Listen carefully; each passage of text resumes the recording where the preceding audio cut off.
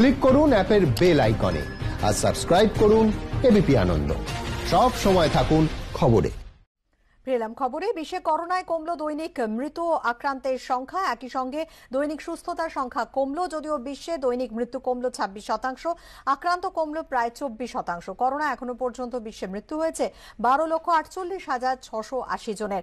মোট আক্রান্ত 4,97,22,647 জন। গত 24 ঘন্টায় মৃত্যু হয়েছে 7,314 জনের। গতকাল দৈনিক মৃত্যুর সংখ্যা ছিল 9,808। গত 24 ঘন্টায় আক্রান্তের সংখ্যা 4,94,111 জনের। গতকাল দৈনিক সংক্রমিতের সংখ্যা ছিল 6,48,133। এরই মধ্যে করোনাকে জয় করে সুস্থ হয়েছেন 3,26,94,085 জন। গত 24 ঘন্টায় সুস্থ হয়েছেন 2,75,472 জন। গতকাল দৈনিক সুস্থতার সংখ্যা ছিল 3,04,906।